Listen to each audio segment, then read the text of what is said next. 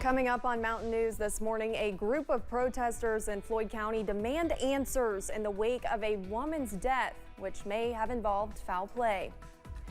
And state leaders work to smooth out some fine details before rolling out sports wagering in the Commonwealth.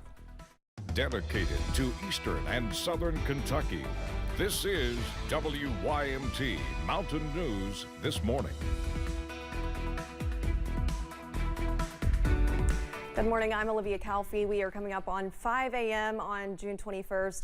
But first, let's check in with meteorologist Shane Smith for a look at your forecast this morning. Now, we aren't seeing any rain as of right now, if I'm still correct, whenever I was driving in this morning. At least here in Hazard, we're not. At least here in Hazard, but what can we expect really for the rest of the day? We're going to see a little bit of shower action across the area today. It's not going to be as intense as the last few days, but it may be a little bit more widespread. Now, right now here in Hazard proper, we're dry, but as we look at pinpoint Doppler, there is a light scattering of showers across the mountains. You see as we take a look down in some of our southern counties, down towards La Follette, Tennessee, back over towards Harrogate, a few light showers. That extends from Jellicoe back up towards Williamsburg. Corbin, you'll probably be seeing a little bit of rain here in a few minutes. Harlan, a light shower right on top of y'all right now. Southern Perry County down around Leatherwood over towards Viper, there's a few showers. Up towards Buckhorn, extending into the western half of Breathitt County, some light showers. Beattyville picking up on a little bit light rain right now, over into Rockcastle and Jackson counties as well. And then as we go from Prestonsburg back towards Salyersville over to West Liberty, some more light rain. And those showers are all part of an area of low pressure, which is currently off to our southeast. It's the same low we've been talking about all week, and it's still sitting and spinning down around Atlanta, Georgia. And the crazy thing is it's actually going to start coming back to the north today and tomorrow and bring us even more rain. Here's a look at some of our cameras across the region, and you can see for most of us it's just cloudy. There's those light showers out there. Temperatures once again generally into the 60s, although we're seeing 70 at Harlan and 59 over at Clitwan. That's kind of the extremes we're dealing with this morning. And temperature is not going to fluctuate a whole lot today. In fact, we're only going to top out low 70s, probably somewhere around 73, 74 as those shower chances continue.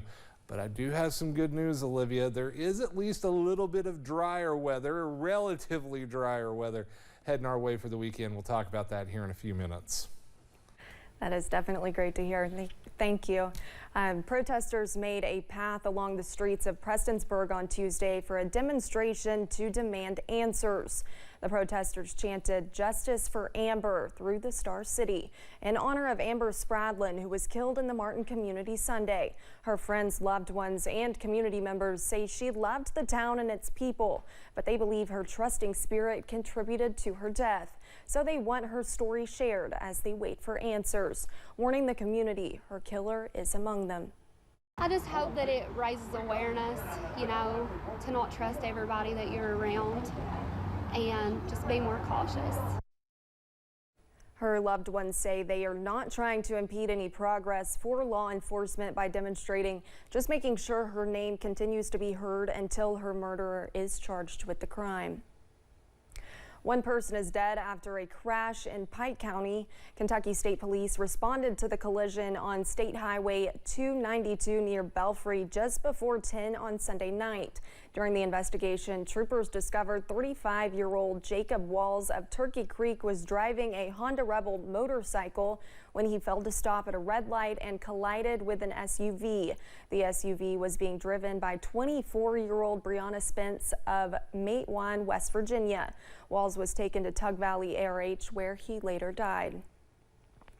We are learning more about a body found in Knox County on Monday. Officials say they received a call around 6:30 Monday evening, and several departments responded to the scene.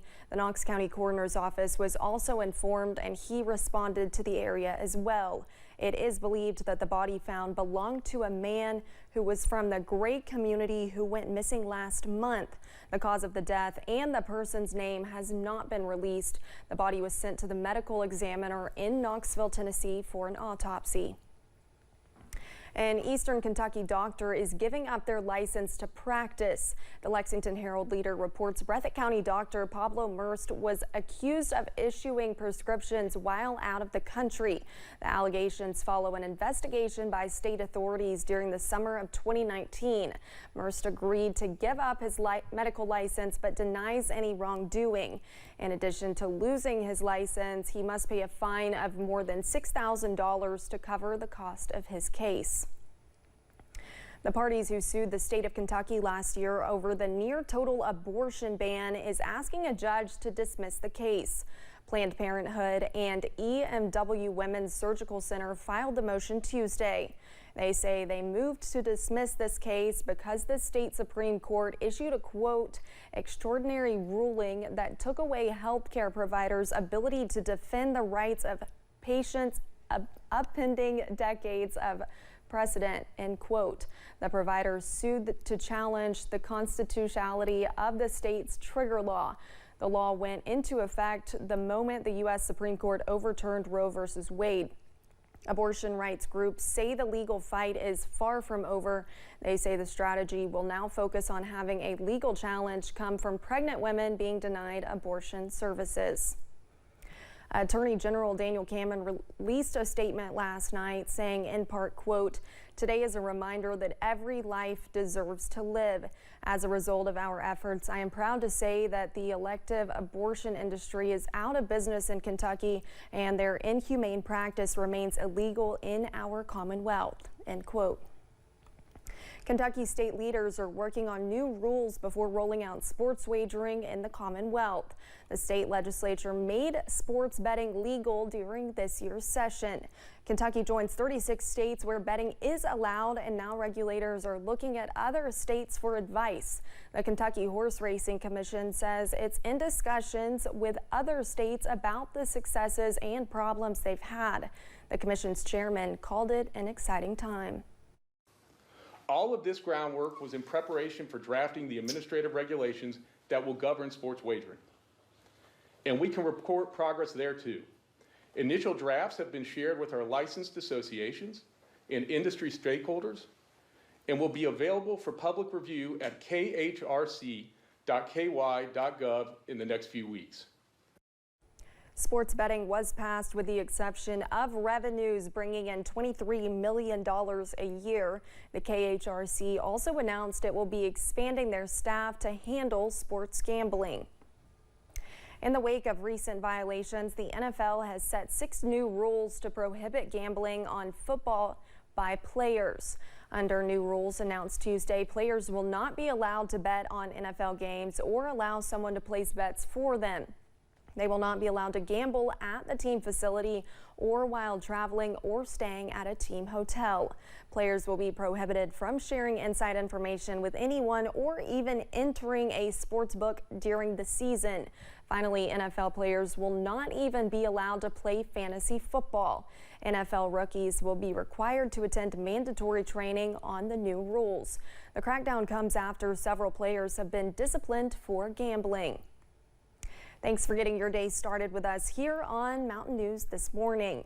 Coming up next, U.S. and Canadian officials rush to find and possibly save the passengers on board a missing submersible as the oxygen supply for any survivors begins to dwindle. And the forecast continues to look a little bit soggy for a few more days. However, there is a drier stretch coming up. We'll talk about it after the break.